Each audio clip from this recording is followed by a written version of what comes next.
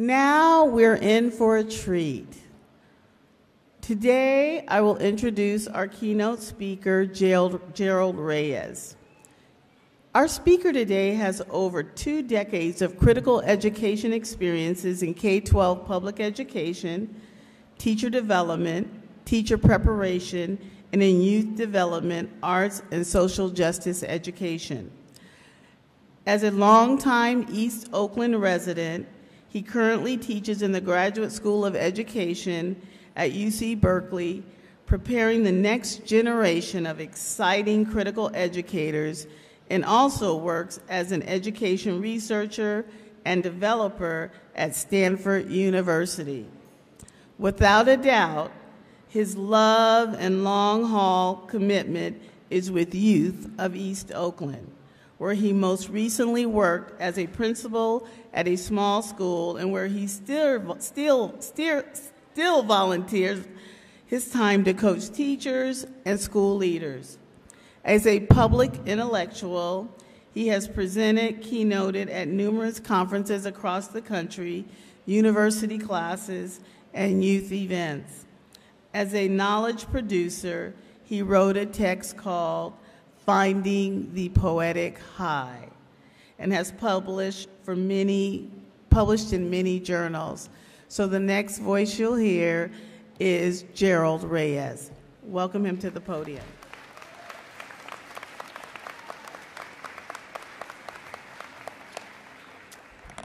Thank you, Dr. Blake. Good afternoon, faculty, students, families, community members, Board of Trustees, and of course, the graduates of 2015. It's an honor to be here sharing this very special and important milestone celebration with you. I moved to California over 30 years ago prior to moving to East Oakland, and I lived not too far from here in the U.S. Navy housing, where I spent about a month or two attending 5th grade at a school that I believe is no longer in service called Woodstock Elementary. But enough of where I'm from. Graduates, I really want to know where you are from. So right now, if you are from right here in the island or Alameda, please stand up and make some noise for yourselves. Let's see. All right. All right, go ahead and sit down. And if you are from just right across the bridge in the town in Oakland, please stand up and make some noise for yourselves. Okay. There you go. All right. If you're not from Alameda or Oakland, please stand up and just shout out where you're from. Where you from? Represent it. Okay. There you go. There you go. I bring that up because place is important. At its essence and at its most meaningfulness, place represents home. But it's also a home that's required defending time and time again. And in particular, place has always been a contested site for numerous battles. Battles for physical space, like how the Spanish fought to colonize and take over this very land here from the Ohlone in the late 1700s. Battles for who should reside in place. Battles for what gets constructed in place. Battles for the cultures of how people live, interact, and value place. And battles over the stories that narrate the places that we live in, the experiences that we share. And oftentimes, those battles over the stories are the overlooked things. Some stories get remembered and established as the official dominant narrative. And some stories get marginalized and even eradicated. Erase the stories and you erase the history and acknowledgement of peoples. So I'd like to bring back a story. And this is a story that's been forgotten for a while, but one that I fortunately came across a few years ago in a children's picture book that I got from a small bookstore not too far from here called Wilmot's. I read to my 5-year-old daughter, Mayeri, 3 books each night as her bedtime ritual. Mayeri, who is named after the Filipina moon goddess and protector of women, has grown particularly fond of this story and chooses it for me to read to her quite frequently from her collection of books. And this story is set in Integrated, Mississippi. It's a story about a school of ducks, and the short version goes like this. Miss Smith is a relatively new teacher with lovely yellow golden feathers. She's preparing her 3rd grade students for a spelling bee. She looks out into the first row and calls on a yellow-feathered female duck, Leslie. Leslie? Quack. Yes, Miss Smith? Leslie, spell cat. Quack. C-A-T, cat. Superb, absolutely correct. You will go far in life. Miss Smith then looks to call on another student. Ooh, ooh, ooh, pick me, pick me.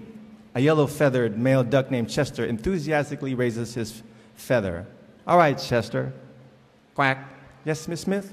Spell dog. Quack. D-O-G. Excellent, Chester. That's completely right. You will be such a successful duck.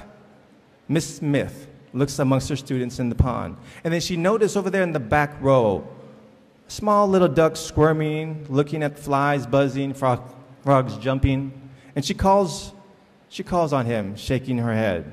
This brown feathered duck named Byron. She says, Byron, Byron, Byron. Quack. Yes, Miss Smith? Neck up straight. Stop squirming. Pay attention. If you can't stay straight, stop squirming and pay attention, you'll never be anything in life. Do you want to be nothing? No, ma'am. What's that? Speak up. No, ma'am. Okay, Byron. Spell chrysanthemum.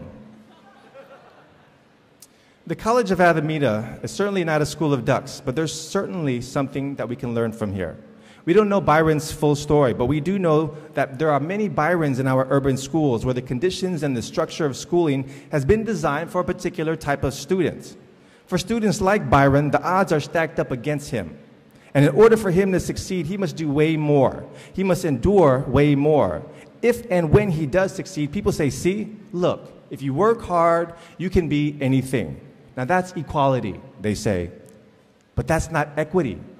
Our schooling system, which mirrors society in general, doesn't systematically promote equity. It doesn't address the compounding generations of marginalizing and disenfranchising conditions, as well as experiences that have led to disserving generations of young people, particularly youth of color, who have been viewed as only the problem. They've been pathologized as not enough, as dangerous, as a threat, as a problem.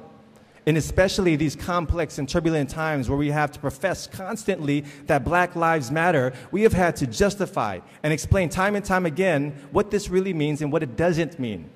Of course, all lives matter. But to say Black Lives Matter is not an attempt to create a binary that says that Black Lives Matter, therefore others don't. No, that's not what it means. We assert that Black Lives Matter because we are reminded constantly that it doesn't.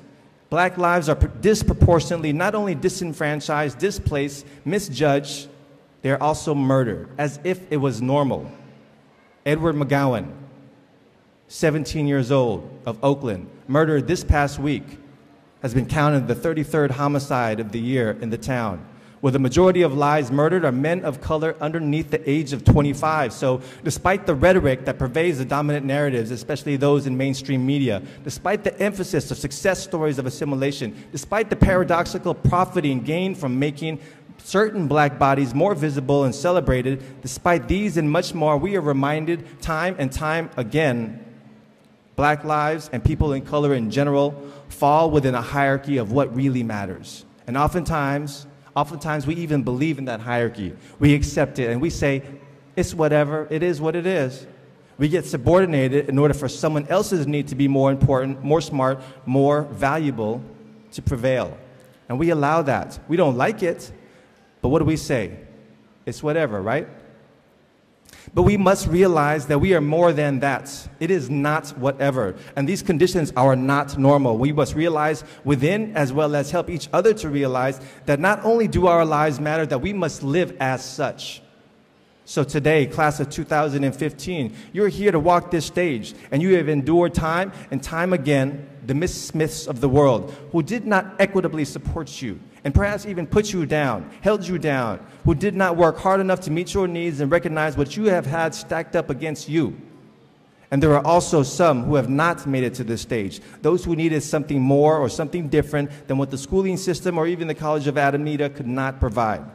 So we must remember that our moment today, our success today, must recognize that we must learn from our mistakes and where we have not succeeded. And then we have to work not just harder, but also smarter, to the point where no one gets left behind in the ways that Byron, that brown feathered duck, was set up to be left behind before he was even 8 years old.